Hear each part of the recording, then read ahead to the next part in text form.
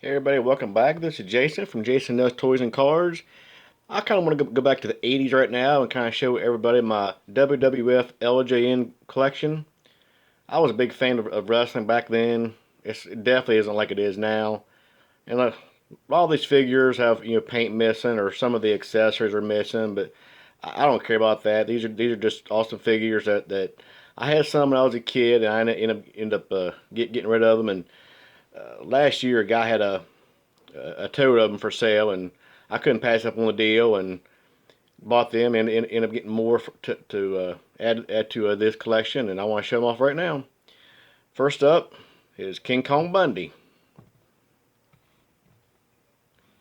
kind of a underrated wrestler in the 80s.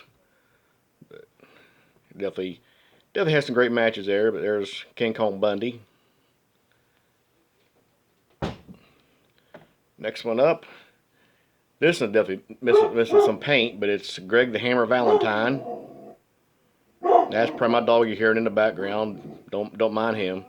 But you got Greg the Hammer Valentine there. Doesn't really look like him too much. This one's definitely missing some paint and doesn't look like him at all, but it's Mr. Wonderful Paul Orndorff. Yeah, he's got the muscles, but doesn't really look like him too much. Next one up, and this is the one that's actually worth the most I've seen sold on eBay, and it's the later series, Hulk Hogan with the white shirt. I've actually seen this on eBay in great condition, selling for upwards of like 130 bucks or so. But I don't care if it's worth $1 or 100 bucks. I still like all these figures anyway. Next one up, definitely missing some paint as well, is Tito Santana. He was a very, very underrated wrestler in the 80s. This next one, he is missing his hat. It's Hillbilly Jim. If you've seen him nowadays, you would not know it's Hillbilly Jim from the 80s. Definitely look totally different. Next one up, not a wrestler, but if it's WWF, you got Mean Gene Okerlund. Everybody loved Mean Gene. This next one up, this guy I think he passed away last year. This is in mint condition. It's Kamala. And there's two variations. This one does have the moon around his belly button. There's some that it doesn't have the moon on there. This is actually worth more. Next one up, we got Big John Studd. One of the guys that has some good feuds with Andre the Giant back in the early 80s. Also a guy that I think was underrated. Great athlete for his size. Speaking of Andre the Giant, this is the first series Andre the Giant with the long hair.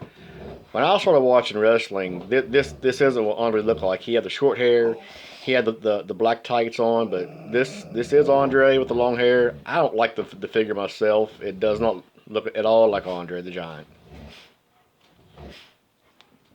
Next one up, Captain Lou Albano. That's a great figure right there. Just about as mint as you can possibly get with this one. Next one up, let's go with Brutus the Barber Beefcake. This guy was a pretty awesome character back in the day. This next one, probably a one I wouldn't really have put in the series, but it's Ken Patera. Not a guy that you really associate, in my opinion, with WWF. Wasn't a huge star in my opinion, but I guess they needed to find other stars to put in there, and they decided to put him in there. Next one up, pretty rough looking, but Nikolai Volkov. I think he's missing a hat possibly, but like I said, I don't care if they're missing accessories and stuff. These are all just cool in my book. I like every one of them.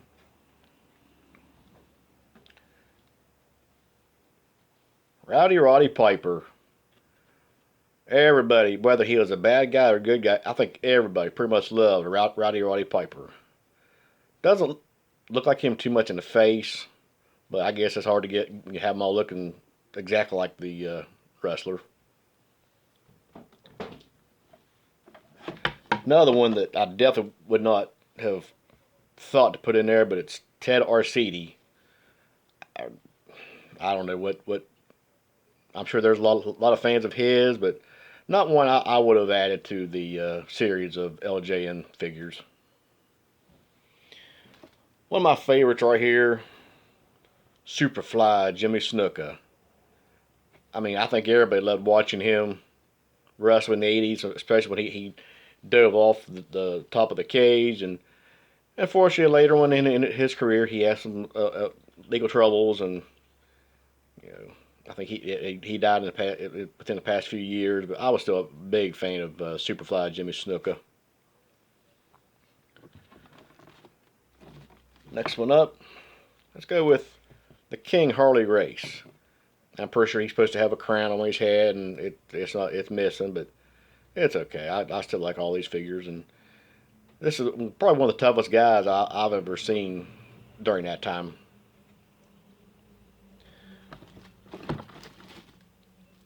How about the Iron Sheik? The guy Hulk Hogan beat to win his championship back in the early '80s, but a lot of people did not like the Iron Sheik at all because of the Iran, Iraq stuff. He was still a great figure for that era in wrestling. Another one I wouldn't have myself thought to put in there is Special Delivery Jones, SD Jones. I don't really know too much about this guy's career. I guess he was good enough for them to make a figure of him to put in this series. How about the Macho Man, Randy Savage? Rest in peace, Randy Savage. Was a great heel. I think even though he was a heel, I think people liked him then, and people liked him when he was a good guy. I mean, he and Miss Elizabeth was the best pair I think ever in wrestling. Rest in peace to both of them. Ricky the Dragon Steamboat, definitely one of the first guys I was ever a huge fan of. I mean, when he was in WCW, then WWF, his match with the Macho Man at the WrestleMania 3, in my opinion, was the best match I've ever seen. Another one that I wouldn't have thought to put in there, and there's a couple different variations of this one, but this is Corporal Kirshner. This is the regular figure. I think there's one that's got a beard that might be worth more rare, but like I said, not one I myself would have thought to put in the series. How about Jesse the Body Ventura? I didn't care for myself in the ring, but he was a commentator with Monsoon. I think that's when I was a fan of him. Just listen to him ringside and commentating, going back and forth with Monsoon and all of them. He was pretty awesome then. Here's another Hulk Hogan. I was never ever a fan of Hulk Hogan. I I personally think he's one of the most overrated wrestlers ever. He's known for just one thing, and that's his leg drop.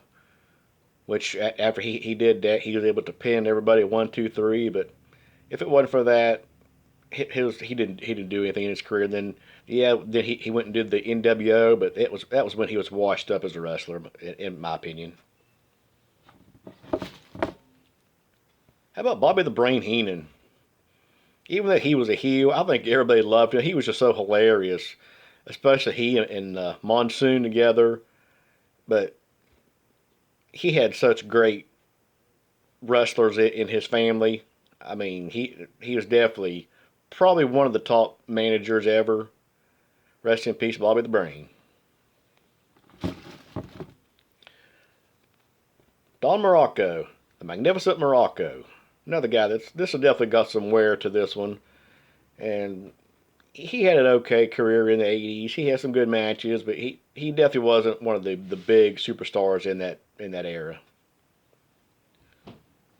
How about George the Animal Steel?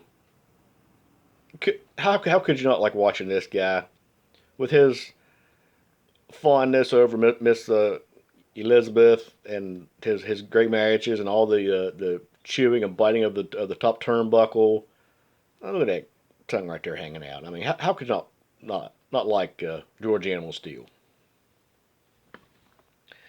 These next two, I'm going to kind of put them together since they were a great tag team. But you got Jim the Anvil Neidhart and Bret the Hitman Hart, the Hart Foundation.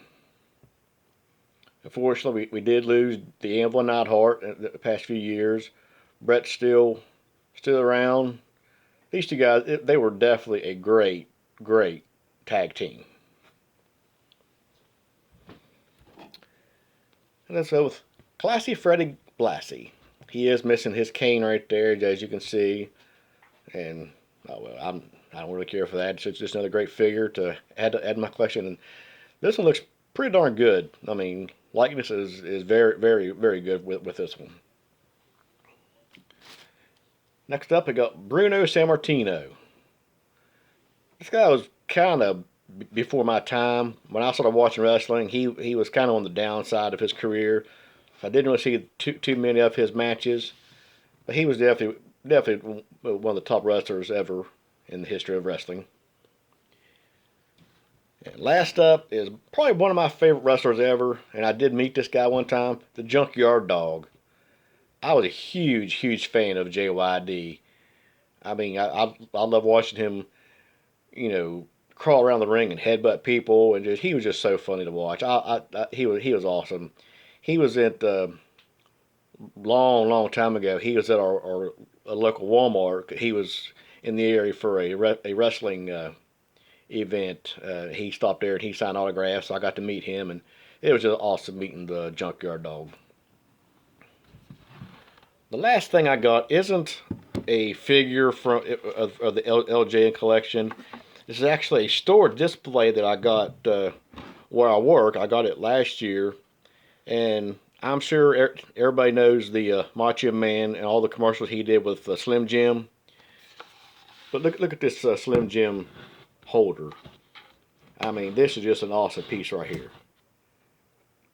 I mean, if you can hang it on the wall if you want to, or just display it on your table or stand somewhere.